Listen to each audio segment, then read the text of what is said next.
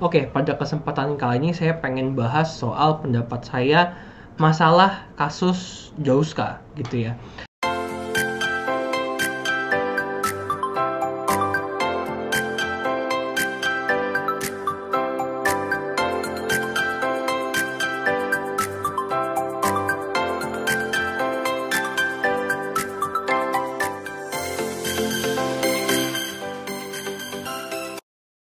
Halo, welcome back. Balik lagi bersama saya Aji Prasetya. Bagi Bapak Ibu yang belum tahu saya sebelumnya, perkenalkan saya merupakan penulis dari buku Simple Trading, Simple Investing, dari buku Yunabung Seluruh Saham, dan yang terakhir dari buku Mencari Formula Investasi Saham Terbaik yang udah terbit di Gramedia seluruh Indonesia. Oke, pada kesempatan kali ini saya pengen bahas soal pendapat saya masalah kasus Jauska gitu ya. Nah, mungkin saya pengen kutip terlebih dahulu nih. Pertama saya ambil dari Detik Finance ya. Yaitu dibilang bahwa Jauska itu Instagramnya atau sosial medianya mulai aktif kembali. Saya juga udah sempet cek, emang iya dia sempet kayak aktif di Instastory-nya banyak banget tuh kayak dulu lagi. Dan juga ngeposting udah mulai 3 feed ya, yaitu kalau nggak salah mungkin archive yang lama dia buka lagi gitu.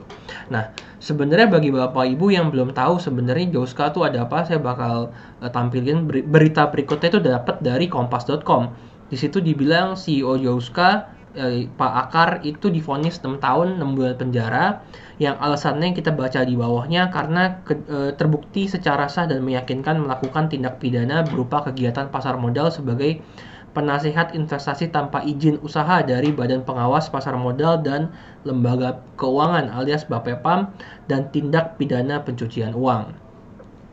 Nah, sebenarnya kasus Jauska ini tuh mulai ribut banget itu ketika klien-kliennya itu ngelapor ke polisi bahwa mereka itu rugi dari portofolio sahamnya yang dibeliin. Itu kalau nggak salah dulu nama sahamnya adalah LUCK. Terus di sini juga saya ngutip dari Detik, balik lagi, itu kerugiannya itu dari 31 orang nasabah mencapai 18 miliar rupiah. Nah, terus sekarang Instagramnya balik lagi. Menurut saya kayak gimana sih? Nah, kalau menurut saya pribadi nih, orang Indonesia itu punya ciri khas menurut saya suka mengkultuskan seseorang atau sebuah lembaga gitu ya. Mengkultuskan tuh maksudnya gimana? Jadi kalau misalnya nganggep, wah nih orang kayaknya hebat gitu ya. Nah, terus nganggep semua omongan yang dikeluarin sama orang tersebut tuh pasti bener gitu ya. Nah, tapi kelemahan dari mengkultuskan seseorang atau seorang lembaga ini adalah ketika dia melakukan kesalahan, tiba-tiba tanpa pandang bulu kita ngerasa semua yang pernah dia ucapin, dia pernah lakuin itu salah semuanya gitu ya. Padahal menurut saya pribadi nggak semua yang Jauska lakuin itu atau mereka posting di Instagram itu salah loh. Tentunya saya setuju bahwa soal kasusnya yang sekarang lagi bergulir itu udah diputusin ya. Mungkin saya kurang ngerti soal teknis pengadilannya, tapi itu emang sudah terbukti bersalah, dan saya juga nggak setuju soal masalah yang terakhirnya seputar saham LUCK. Tapi bukan berarti semua yang diomongin sama Jauska itu jelek semuanya gitu. Karena menurut saya pribadi ada juga hal-hal yang bagus yang saya pribadi pun ambil dari Instastory-nya mereka soal terutama literasi perencanaan keuangan yang di Indonesia kayaknya masih kurang banget soal perencanaan keuangan, dan juga soal asuransi, soal proteksi dan lain-lain. Jadi kalau menurut saya pribadi dari kasus ini lebih baik sih saya prefer ya yang bagusnya dari Jauska saya bisa pelajarin, saya bisa simpen, dan yang jeleknya ya udah saya nggak mau peduliin, dan saya anggap emang yaitu kesalahan sebagai seorang manusia gitu ya Bapak Ibu. Tapi pendapat saya soal apakah seharusnya Jauska muncul lagi di sosial media dengan nama Jauska, itu jujur saya pribadi ngerasanya kayaknya kurang bijak untuk pakai nama Jauska lagi gitu ya, atau kurang bijak untuk muncul lagi di permukaan gitu. Kalau menurut saya mungkin udahlah pensiun dari dunia perencanaan keuangan kalau menurut saya pribadi gitu ya. Tapi gimana nih menurut teman-teman soal kembalinya Jauska di sosial media? Kalau teman-teman setujunya gimana ya? Pemerintah bertindak lebih baik blokir lagi atau enggak ya? Soalnya kalau nggak salah saya juga sempat baca berita dari pihak pemerintah bakal mau ngeblokir akun sosial medianya Jauska. Tapi nanti kita lihat aja kelanjutannya ya. Kalau Bapak Ibu punya pendapat silahkan ketik di kolom komentar.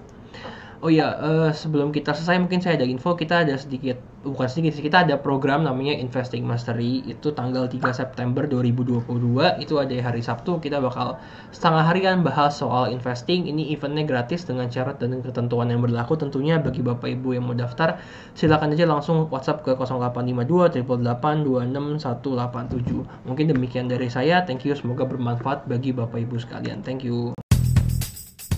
Halo, terima kasih sudah menyaksikan video di RF Channel on YouTube. RF Channel adalah channel edukasi untuk kita secara bersama-sama belajar dan mendapatkan aktualisasi mengenai investasi, keuangan, dan bisnis bersama saya, Ryan Filbert, dan tim. Add nomor WhatsApp saya di 0895 07 08 0789 0895 07 08 0789. Download aplikasi MyRF di Android atau iOS untuk mendapatkan artikel dan tema-tema khusus mengenai edukasi investasi, keuangan, dan bisnis pada aplikasi MyRF sekarang juga.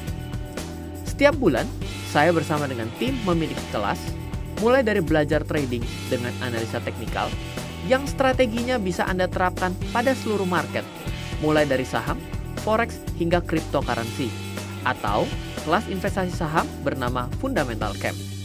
Untuk mengetahui kelas lainnya dan bertanya mengenai kelas, hubungi tim sekarang juga di 0852 882 6187. Sekali lagi, 0852 882 6187. Semoga terus bermanfaat. Dari saya Ryan Filbert, salam investasi untuk Indonesia.